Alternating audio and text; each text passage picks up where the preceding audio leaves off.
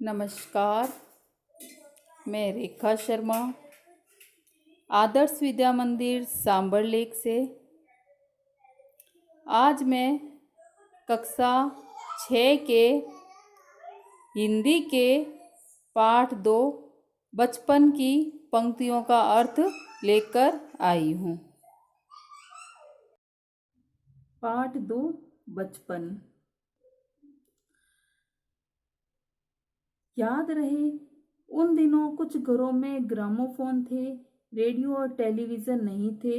हमारे बचपन की कुल्फी आइसक्रीम हो गई है, कचौरी समोसा पेटीज में बदल गया है, सैतूज और फाल से खसखस के शरबत कोक पेप्सी में। लेखिका बता रही है कि वर्तमान समय में और जब हमारा समय था बचपन में कितना अंतर आ गया है।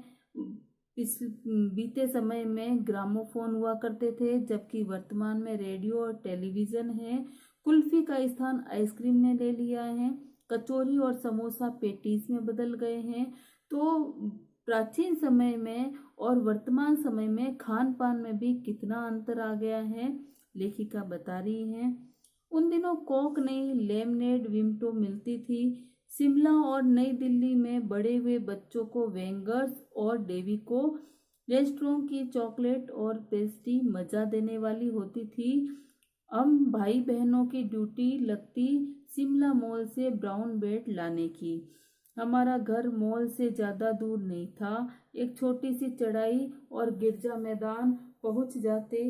वहां से एक उतराई उतरते और मॉल पर कन्फेक्शनरी काउंटर पर तरह तरह की पेस्ट्री और चॉकलेट की खुशबू मन भावनी। लेखिका की भाई बहनों के साथ बचपन में बीती की यादें जो हैं वह ताज़ा हो रही हैं। लेखिका बता रही हैं कि हमारा घर ज़्यादा ऊंचाई पर, ज़्यादा दूरी पर भी नहीं था और पेस्ट्री और चॉकलेट की खुशबू मन भावनी हुआ करती थी और किस तरह से हम उसे खरीद कर लाते थे। हमें हफ्ते में एक बार चॉकलेट खरीदने की छूट थी। सबसे ज़्यादा मेरे पास ही चॉकलेट टॉफ़ी का स्टॉक रहता।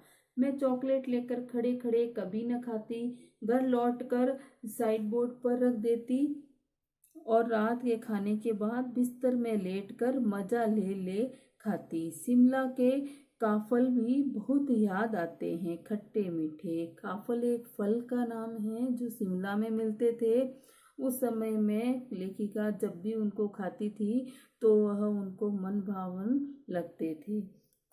कुछ एकदम लाल, कुछ गुलाबी रस भरी कसमल सोच कर ही मुंह में पानी भर आए।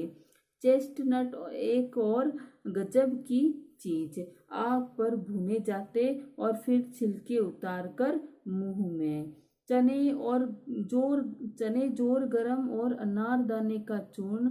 हाँ, चने जोर गरम की पुड़िया जो तब थी वह अब भी नजर आती है। पुराने कागजों से बनाई हुई इस पुड़िया में नीरा हाथ का कमाल है। नीचे से तिरछी लपेटते हुए, ऊपर से इतनी चौड़ी कि चने आसानी से हथेली पर पहुंच जाए। खान पान के बारे में भी लेखिका वर्णन करते हुए बता रही है कि उनके बचपन के समय जो उन्होंने चने जोर गरम यानी चना मसाला जो खाया था वह वर्तमान में भी उनको यादें ताज़ा करने वाला है। नीचे से लपेटते हुए, ऊपर से इतनी चौड़ी कि चने आसानी से हथेली पर पहुंच जाए। एक वक्त था जब फिल्म का गाना चना जोर गरम बाबू में लाया मज़ेदार चना जोर गरम उन दिनों स्कूल के हर बच्चे को आता था। कुछ बच्चे पुड़ियों पर तेज मसाला बुरकाते। पूरा गिरजा मैदान घूमने पर यह पुड़िया चलती। एक एक चना पापड़ी मुंह में डालते और कदम उठाने में एक खास ही लय रफ्तार थी। छुटपन में हमने शिमला रिज पर बहुत मजे किए हैं, घोड़ों की सवारी की है। शिमला के हर बच्चे को कभी न कभी यह मौका मिल ही जाता था। इस प्रकार लेखिका बता रही हैं कि उनके बचपन के दिन बड़े हर्षोल्लास से बीते। उन्होंने खान पान, रहन सहन और घुड़सवारी में भी बहुत ही आकर्षक का काम किया और उन्होंने घुड़सवारी करके भी बहुत अच्छा महसूस किया। धन्यवाद।